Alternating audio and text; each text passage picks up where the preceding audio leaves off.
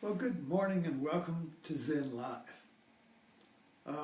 Yesterday we were talking about the Gestalt pictures of the old woman and the young woman.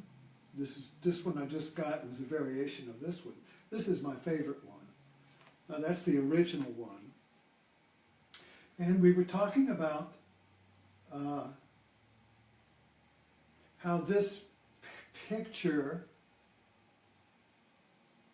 is a kind of like a metaphor for the mind, for our minds, that can't relax the tension of stress. Everybody says, oh, I'm stressed out. So everybody's got lots of stress. If there's one thing everybody in the modern world has is stress. It's tension. It's clutching. It's holding something. Can't relax. It's painful. And we really don't understand why we're so stressed out. We blame the world. We blame the modern world. We blame conditions. We blame Obama or Trump. The blames are endless. You blame, if you're a biblical person, you blame the devil. But anyway, somebody has to be to blame for this tension. And it's interesting that the tension in the body, you get like, oh, I got this tension, I got this pain, this tension in the body. We go to a massage therapist. And we surrender to the massage therapist. Lie on the table. I trust the massage therapist. There has to be that trust, that professional trust. If you don't have that trust, then you think the massage therapy may be feeling you instead of massaging you. So we surrender to the massage therapist, and the massage therapist is not an analytical person. This is not a philosophical inquiry. This is not a psychological therapy or investigation. It's a massage therapy. My wife used to be one. And she had healing hands. Her hands could find the tension, and she didn't have to look for it. The hands found it. And when the hands found it, it just started to dig into it. And you said, oh God, that pain feels so good. Don't stop, Ooh. So the hands find the physical tension and releases it by going into it. And you invite the massage therapist to do that. And wouldn't it be nice if we could do that with our mind? And the tension in the body, mind and body are one. We like to think that they're different in the West. I have a mind and I have a body. I don't know who I am, but I seem to have both, you see. So these are assumptions that we don't really investigate in the West. So this idea that but the body and the mind reflect each other, are two faces of one, you see, makes us really fail, the belief that they're separate, makes us fail to realize that the tension in the body is a reflection of the tension in the mind. So if you have a stressful mind, you're going to have a stressful body. And also we go to the massage therapist, and the massage therapist releases the stress in the body, and guess what? Our mind is relaxed. The massage therapist didn't do anything to the mind, relax the body by going into the pain willingly. If the massage therapist finds some pain or tension, you don't say, ouch, I'm getting out of here. You surrender to it. Oh. and then you're just all loosey-goosey. So, but the problem with that is, it's like a spiritual retreat. You go to this retreat or a spa, and you go there and you get all loosey-goosey, and then you go back in the world, and immediately you're back into your posture in the world. And so then you have to go back to the release, so you become dependent upon the massage therapist for, if you can afford it, like a weekly release. But then the world tenses us up again. The tension and the stress and the posture. So this inability to understand that the tension in the mind needs to be released in the world, and not just at some special place like a meditation retreat or a health spa. See, they're both kind of the same. A meditation retreat deals specifically with the mind. You don't go to a meditation retreat usually to get physical massages and hot baths and all that.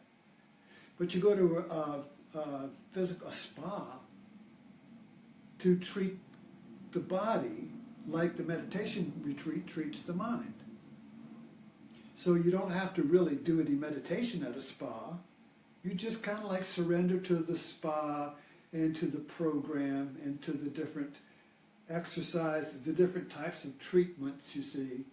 And you just surrender to that and go, and it kind of like takes you through that. And when you come out, you're all loosey-goosey.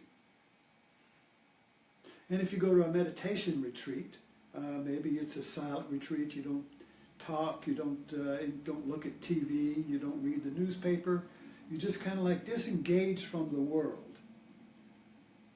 And you just kind of like surrender to the meditation retreat, to the different programs that you do, maybe meditation here, maybe walking meditation here, maybe a lecture, a talk here, maybe some study here. But it's basically a letting go of the world. In the same way that when you go to a spa, you let go of the world's routines that create the stress. So both are ways of relaxing. One relaxes the body, the meditation retreat or spiritual retreat relaxes the mind. But unfortunately, we have to go back into the world. So we're not really taught how to bring the relaxation of the spiritual or the physical spa or retreat. We don't know how to make it portable. We don't know how to make it applicable in the world where the stress is. We have to let it accumulate, and then we go and get a release from it. And we all invent our own. Meditation retreats. Hunting. For men, hunting is a release of the tension of the world. I have a friend of mine who was just here, and what we talked about, well, it's turkey season, spring turkey season. It lasts about a month, and one of the big events in his whole life was that he shot 2 turkeys with 1 shot. And he described how he did it. Everything was in very detail. And now we went home to cook some turkey. But this, for the hunter, this is better than going to a massage therapist or a spa. But after the hunt, you go back into the world and you get all stressed out, you see. And so we all invent little ways to make our relaxation from the stress possible. Otherwise, we wouldn't be able to endure, So it might be reading mysteries, it might be a crossword puzzle, it might be knitting or quilting or carpentry or whatever we do, or an art or a craft. All these places are our own little retreats, our own little massage therapists to relax the mind. And usually they're relaxed because usually these retreats we create relax us because they don't have any purpose. It's not a business. You're not doing it to be famous. You're not doing it for there's no tension in it. You do it because you enjoy it. You do it because it makes you present with what you're doing, because you're not concerned with the future. When you're concerned with the future, then the craft or what you're doing is a means to an end in the future. And that creates tension. You see, right there. If what you're doing is a means to an end, and the end is where you want to be, so the means is something that you have to do in order to get to that end, that creates a tension. Because you want to be at the end, but you're not there, so there's a tension. There's a tension between what is, where I am right now, and where I want to be. And so we have to understand that this tension, we have to understand how tension is created. It's created by a gap between what is, which is where I am right now, what I'm feeling right now, this moment. You're listening to me, I'm talking to you, is what is. And during this little talk, we're always at this moment of what is. So this talk is basically the means. There is no end. I have no end for this talk. I don't do these talks for any end. I mean, I'm not trying to save you or convert you or teach you all that I know, so you can say, "Oh, I learned this from Ed Conley." You know, so there's no real end in this for me, in the sense that the talk is a means to an end, and I want to get at the end where I can get the pleasure of the end. You see. So this end, when we have an end, a goal, we imagine the pleasure of the rest of being there. We imagine, oh, when I get to the end, I'll be at ease. But right now, you see, there's this tension because I want to get to the end. I'm at dis-ease now. And then if I do this properly, I'll get to at ease at the end, which, whatever the end is. You see that tension? The tension is between dis-ease now and the means or whatever I have to do to get to at ease.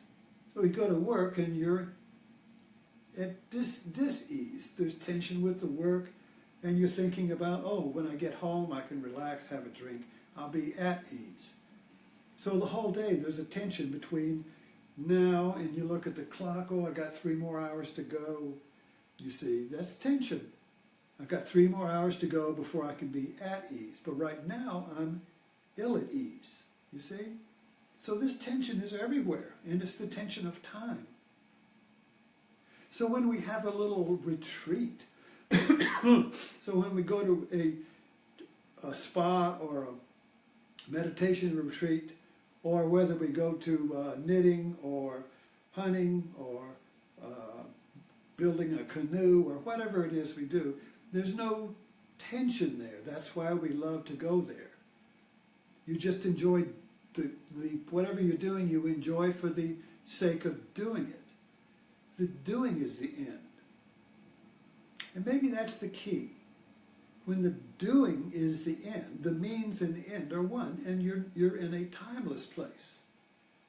But as soon as you separate the means from the end, the means being now, and the ends being tomorrow or at 5 o'clock or whatever the end is, you see this, we're here, and then here's the end, time, 5 o'clock tomorrow, next year. You see, now that stretches. You can see the stretch. It's like a rubber band. I wish I had a rubber band here. You can see it, and the farther the goal gets from the means to the end, the greater the tension, you see. And at some point, if you try this with a rubber band, it snaps. There's a snap. That's called a nervous breakdown. You can't stand the tension anymore. Something snaps. You get divorced. You quit the job. You just pack up your bag and leave. You know, whatever. You can't stand the tension anymore, so it snaps, and it shoots you off. You know, like a boom, chew somewhere. You know, or you become addicted to something that relieves the tension, opioids or whatever. You see. So addiction is basically a relief, a little chemical retreat from the tension, you see. So this whole, we have to understand this thing about, you know, so we all have these little retreats where we get away from the tension of time, but unfortunately, we become dependent upon that retreat, so that creates another tension.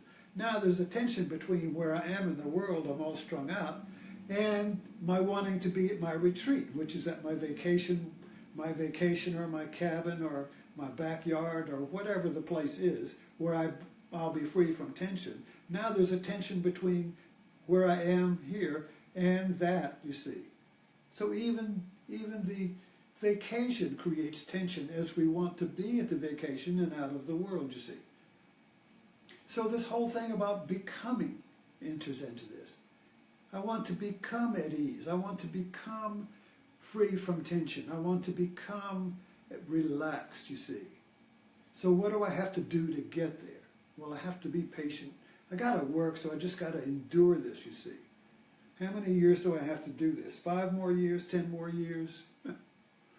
I was in the Navy for 5.5 years, and when I got out, I was getting, I stayed in I enlisted for 4, but I stayed in 1 extra year because my wife was at Longwood, so I stayed in to help her get out, graduate.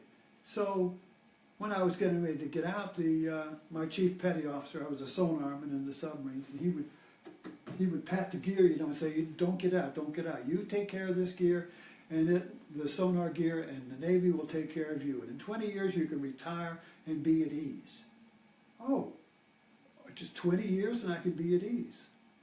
And that seemed like I was watching people going around and only got 5 more years to go before I'll be at ease. And if you're down to 1 or 2 years, you were called a short timer. Oh, wow, he's only got a year before he'll be at ease. And something was not right with that. So I got out, and I was not at ease. So, but the point is, our whole life is spent like with this separation between now and the time when I'll be at ease, you see. Or when I retire, I'll be at ease. But I have to work for 30 years before I can be at ease. So I'll save and everything and get out all kinds of policies. So when I retire, I can be at ease. It's a promised land. It's a fantasy. Fantasy Island. The little midget calls the pain, not called the plane, but I keep hearing the pain, the pain. So this whole idea of being at ease in the future, but now I have to suffer and endure and be patient. It will pass. It will pass. Buck up. Everybody's enduring it. Everybody's on the same prison boat. Everybody's on a slave ship. Everybody's on this pain boat. We're on this cruise of pain. But in the future, we'll land at Paradise Island. And you can get off the pain boat and be in paradise, you see, and just lie in a hammock and drink Mai Tais or whatever, you see. So this whole mythology of the future is where at ease is, you see, infects our world, basically, and makes it hell, because nobody's at ease. You see, we're all chasing it. We're all chasing at ease in the future, not realizing that basically there is no at ease in the future. There's always now. When you get to the future, it's still now. When you get to tomorrow, you're still now. We're always just now. So it's just now that we have to find at ease, not in the future. It's searching for at ease in the future that creates the ill at ease now. This is the big Zen Satori, the big aha, when we see through and through that my chasing at ease is the cause of my ill at ease now. It's so absurd, it's so simple. It's so simple, you see, but it's so simple we can't see it because everybody's doing it. Everybody's ill at ease, so we think that's normal. We believe it's normal to be tense and stressed. People, oh, I like stress. It puts, oh, I like stress because it makes me really work hard. It really makes me want to get at ease. The more stress there is, the more I want to be at ease. So I work harder to be at ease, you see. You hear people talk, you know. And so basically we're a society that is suffering from ill at ease. And the bodies are all falling apart with stress disorders. Most of the illnesses we have are stress related and aggravated. And so, you know, so the body is not immune to the body, is holding all of this ill at ease that the mind, this tension in the mind is held in the body, and it begins to fall apart. And it begins to have stress disorders, eating disorders, all kinds of disorders, you see. And that creates more tension. Now I got to fix the body in order to get at ease. Where did my ease go? I used to be, we're all looking for it. Looking for this promise of, and we know that life should be at ease. It's not like it's something that we don't know. If we didn't already know at ease, we wouldn't be looking for it. In other words, you have to, you have to know God in order to want God, to seek God. So the at ease is already here.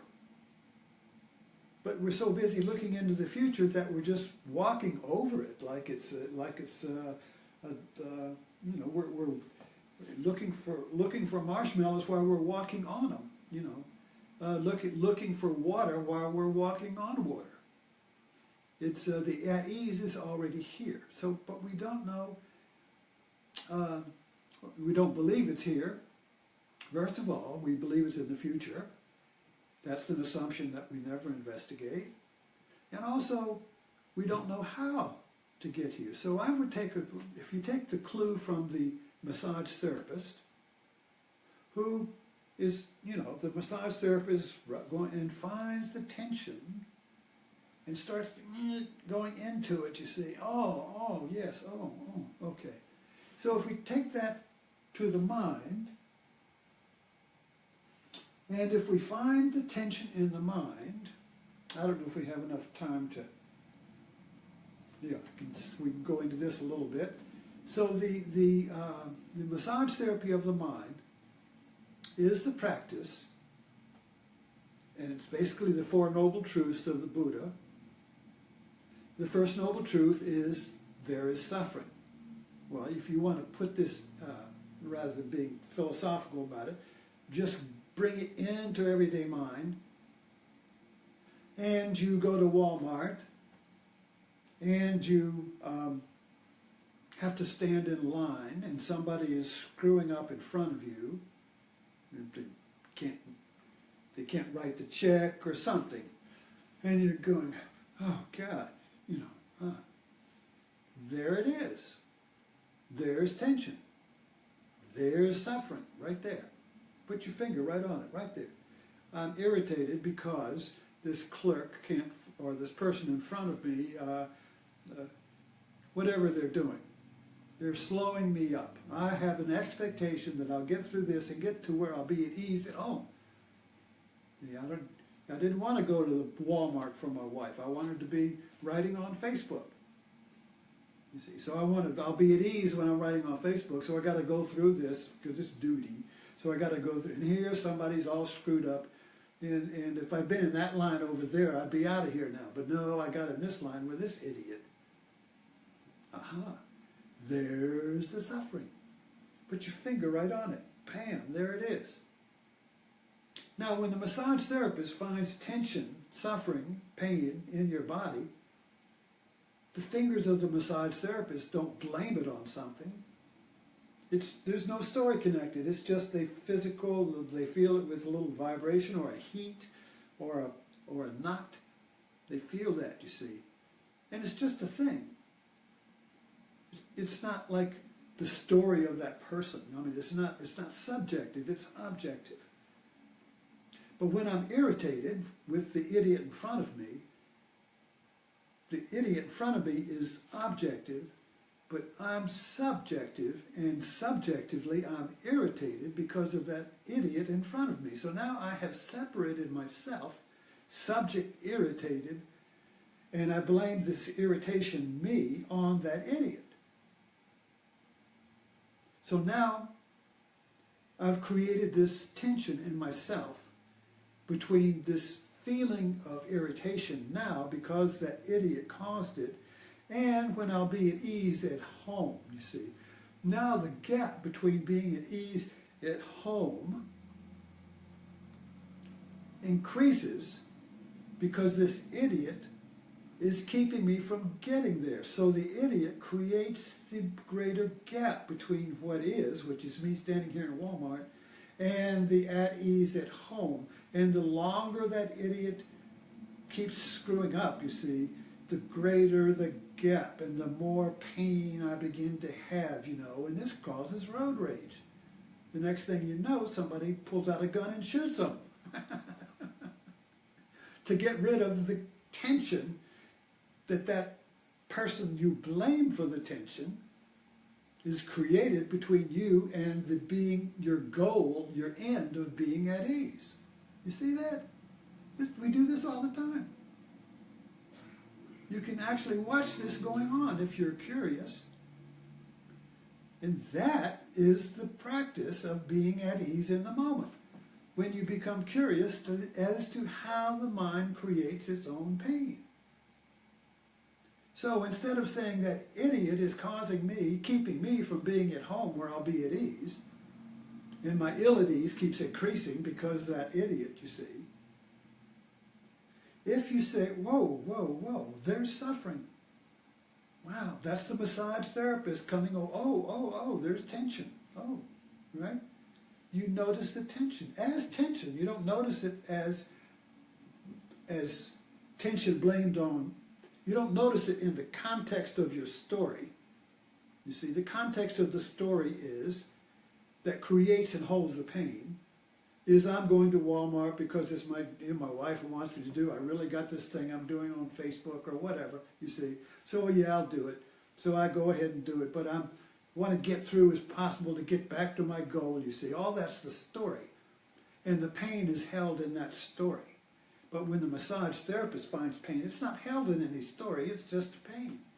So when you become your own massage therapist, you notice the pain in the story, but you don't get involved in the story. You just become interested in the physical, the mental sensation of the irritation as irritation.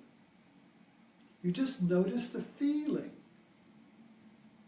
If you don't notice the feeling is part of the story. I'm in Walmart, the idiot, I got to get home, and you see, all of that, you see, is this fire that's creating this pain. But when you say, whoa, whoa, whoa, whoa, there is that suffering I was reading about. Let me look, there is that tension right there. Let me look at it. So then you relax your anger at the idiot and your eagerness to get home, and you just take your mind off. You don't even pay attention to that. Now you become aware of, you put your attention on the, now where is this feeling? What does this feeling of frustration feel like? What does it look like? Where is it? Is my body getting tense? Am I going, can I feel what my body's doing with this? What is my mind doing? What's going on here? What's the truth here? What's the truth here? That is the mental equivalent to the massage therapist pressing the tension in your body. And it releases it. So when you shift your attention from the cause of your pain, which is the idiot, to the actual sensation of the pain itself, cut away from the story of the pain, the cause of the pain. That's irrelevant. Cut it away and just focus on the what-isness of the pain. The what-isness of the pain is what is right now. There's no story to that. It's very real. You can feel it. It's a sensation. It might be in the gut. It might be a quickening of the breath. Your blood pressure might be going up. You know, you can feel that. So become interested in the feeling, in the body. You're interested in the body where the pain is felt, you see. Not in the thought of the pain and who did it and how I can get out of it and all that. You return to the body. And that's what the massage therapist does. The massage therapist deals with the body. So you, as a personal massage therapist of your mind then, begins to be interested in the pain in the body. And your attention is the massage person's fingers, is an equivalent to the fingers of the therapist. Your attention begins to release the pain because you have separated it, you have taken it out of the context of the pain, which is holding it in place and increasing it. The context of the pain is the mental time in which you are experiencing the pain, which is, I'm here, that idiot is keeping me from getting in time home where I'll be at ease. And the longer this block separation between me and what is and my future increases, the greater my pain, you see. So that's the story that holds it in.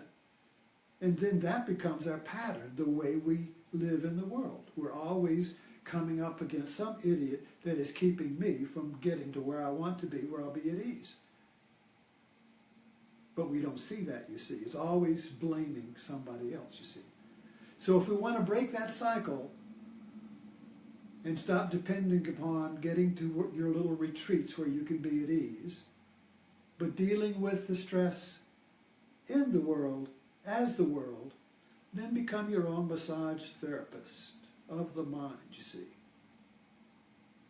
Okay, I hope this was interesting. I found it interesting. So I'll see you at Martini time at 5 o'clock.